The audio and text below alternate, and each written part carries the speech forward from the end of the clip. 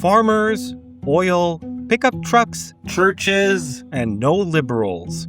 Welcome to Camrose, Alberta, a city of about 20,000 people in the federal riding of Battle River-Crowfoot, represented by Conservative Party leader Pierre Poilievre, where in a recent by-election, just 4% of voters backed the Liberal Party and over 80% voted Conservative. While the rest of Canada deals with polarization and division, people here are united.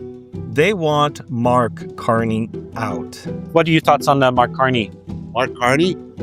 Bad dude. My name is Ellie. I'm a journalist and I have almost a decade of experience in Canadian politics. And recently, my team and I visited Camrose, not just to talk politics, but to understand why this place has become the most conservative part of Canada. And after driving around town, speaking to locals, and interviewing the riding's former MP, Damien Couric, I came to an eye-opening conclusion that will change the way you see Canadian politics and perhaps Canada itself. But before we get into that, be sure you're subscribed because up to 90% of the viewers of my videos are not subscribed. Hit the notification bell, like the video, comment your thoughts down below, and consider getting a paid channel membership for less than $5 a month. And now, let's get to it. This is Simply Politics. Journalism commentary 1 year anniversary. I don't believe journalism being funded by the government is the solution. You have to rebuild the foundation. You have to retell the stories. Market conservative Other news that actually matters. I hence wanted to ask. I think they should answer their questions, especially if they're politically charged with. Part 1, Welcome to Camrose. The city of Camrose is in central Alberta, about 90 kilometers southeast of Edmonton. Edmonton was where my flight landed, and it took about an hour by car to get to Camrose. When we arrived in Camrose, I got into a conversation with a group of men on the side of the road, and obviously these people were not liberal. The people who live in this area, like, are they, if you were to describe like a typical resident of Camrose, are they like mostly, work, like, what are their occupations? What type of people do we find here? Well, mostly retired. Okay. Retired farmers. Okay. And there are families here that go from the up to the city and back. We've got the pipe factory, and but mostly retired farmers. Did you live in Camrose your whole life? Are you a native from here, or did you move here? I was born here, but I've lived in different areas. Okay. So And what was your occupation? What were you? mostly as a meat cutter, but I was also a power engineer. Okay. Yeah. Battle River-Crowfoot federally. That is the most conservative riding in the country, the most right-leaning riding in the country. Why do you think this area is the most conservative area in the country, where people are, 83%, I believe, conservative? Well, mostly in Camrose here, and all over, actually. We're really blue. So blue is blue. So, yeah, there's a lot of conservatives out here. And why do you think that is compared to other parts of Canada? Well, I think we are our own kind of culture, and we think differently than down east. And we've been taken advantage of for many, many years with the equalization payments and stuff like that. So, What are your thoughts on Mark Carney? Mark Carney, bad dude. He's out here to finish Canada. Part 2, the area in numbers. As I previously mentioned, the city of Camrose is in the federal riding of Battle River-Crowfoot. The population of Battle River-Crowfoot is 107,979, and that includes the about 20,000 people who live in Camrose. Other towns in the riding include Drumheller, Wainwright, Settler, and Tree Hills. The last time there was a election in this riding, which was a by-election so that Pierre Poilievre could regain a seat in the House of Commons, the Conservatives got over 80% of the vote, while the Liberals got just 4%. And this isn't the first time that a result like this has taken place. In fact, the redistributed results from the 2011 election show that the Liberals got just 2% of the vote in that riding. As for the demographics, 94% of residents are white, 91% speak English at home, and 59% identify as Christian. The median income in Battle River-Crowfoot is $41,600, and the average income is $51,900. The riding has farmland, cattle operation, and small-town agricultural communities. But it also plays a crucial role in Canada's energy industry. The riding is home to Hardisty, Alberta, and there you'll find the Hardisty Terminal, which serves as a crucial place for the oil and gas sector in Canada. You'll also find an army base in Wainwright, CFB Wainwright. Now, agriculture, oil and gas, the military, small towns, rural Canada, these are all things that are associated with conservatism, which begs the question, is conservatism something connected to how people live? I'm based in Ottawa, so I cover politics, and this area is statistically the most conservative part of the country. Does that surprise you, or? No, not really. Okay. Like being a high agricultural area, like I'm from Southern Alberta, Yes. so it's also very conservative. Yes. But just with that, agricultural background and Yes. that kind of independence that I see, like a lot of city goers that I know of, there's like transportation, there's a lot of city resources, so you rely more on, government programs and stuff like that. We're more rural, we don't have that access. Yeah. And so it ends up being more independent. You have to travel to all these things yourself, so you need your own vehicle. You got to do all these other things, and so it just makes it to where I feel like a lot of people are more independent based in how they think and how they feel of, like, this is what I'm going to do, versus city people, those in like urban areas, they already have that to deal with. They have public transportation, they have all this access. And so it leads good for them to see that like governments can be good and like a more liberal approach that I've seen. Right. But being out here rural, it's kind of just doesn't surprise me really. Part 3, the Farmer MP. In addition to speaking to locals, I spoke to the riding's former MP, Damien Currick, who represented the riding from 2019 all the way up to 2025 when he offered to step down to give his seat to Pierre Poilievre, the Conservative leader, after Pierre Poilievre lost his Ottawa seat. Damien Currick is not your typical politician, and in many ways he embodies the very people who live in Battle River-Crowfoot, the most conservative part of Canada. He is not a big city lawyer, accountant, or big corporation CEO. He is a farmer, graduated from Consort Public School in the riding, and he studied biblical studies at Eston College and got a bachelor's in political science and communication, which happens to be the same degree that I have, from Trinity Western University. Before becoming an MP, Currick also worked in the Saskatchewan Legislative Assembly and for the riding's former MP, which he became the successor of, Kevin Sorensen. My family has lived in Consort the whole way through. My kids can walk to school. I've been involved in my family farm the whole way through my political involvement.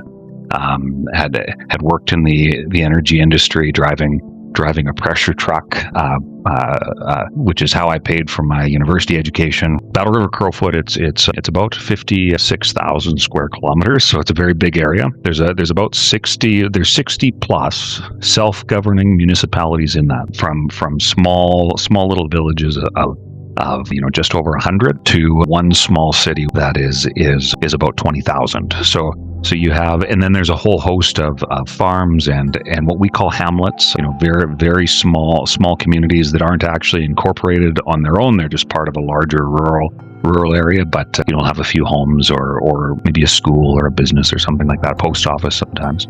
But the story, I think, for much of what is Battle River-Crowfoot, and I think what much of the prairie story is that, when this region was settled a little over a century ago, when the railway came through, there was seen to be tremendous opportunity when it came to the rich agricultural resources. This morning, I hauled a load of canola so was up and out the door at I think I got into the truck this morning at 5:45 a.m. We're hauling a B train load of canola to a local processing terminal, and being able to plan for getting involved in putting the crop in here in a couple of weeks, despite the snow that's forecasted to come in the next couple of days. The people here in rural Alberta, they're tough, they're strong, and we see a diversity of communities across Battle River-Crowfoot that is just truly an incredible group of people. And then in addition to that, you have the typical stuff that every community has, from schools and hospitals on a smaller scale than what large cities might be familiar with, to businesses, whether serving the larger industries, car dealerships, mechanic shops,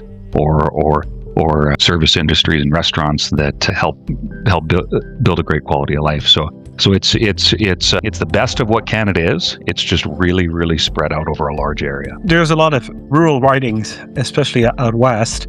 Of all of them, why do you think this one is the most conservative and not maybe another one? Why Battle River-Crowfoot? What do you think makes this? Why is it that one? If I could sum it up simply, I'd say, look, it comes down to common sense. The people here know what it's like to have to put food on the table, quite literally. Know what it's like to deal with the energy that our nation needs, whether it's the fuel in your vehicle or the natural gas to light your furnace or the electricity to turn on the lights. The folks here know what that's about, and that common sense permeates every aspect of the lives we live here. It's a tough, independent type of thinker that is out here, and it's because you have to deal with whatever life throws at you, whatever the weather throws at you, whatever the global commodity markets, whatever a liberal government in Ottawa throws at you, you got to deal with that here. Try to say like an area like that, like someone lives where I live in Ottawa, right? And you just dismiss it as not important, but it's actually ridings like that one are actually very important because they actually provide a lot to the Canadian economy to the back.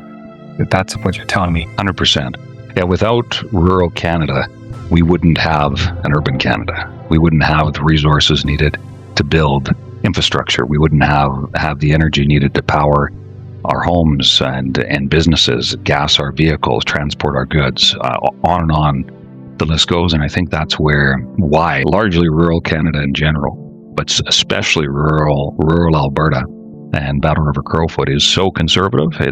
It's not just because it's political party memberships. It's the thinking that drives who we are as a people. Part 4, the rural-urban divide. Both Kirk and the people I interviewed in Camrose and the riding of Battle River-Crowfoot touch on an important point, that is the rural-urban divide. While Camrose is a city, it is a very small city located in a very rural part of Alberta. Therefore, even when you're in Camrose, you do feel like you're in the countryside, and many of the people have rural ways of life. And here's the thing, one of the biggest divisions in Canada is not left versus right, conservative versus liberal, east versus west, or even religious group against religious group.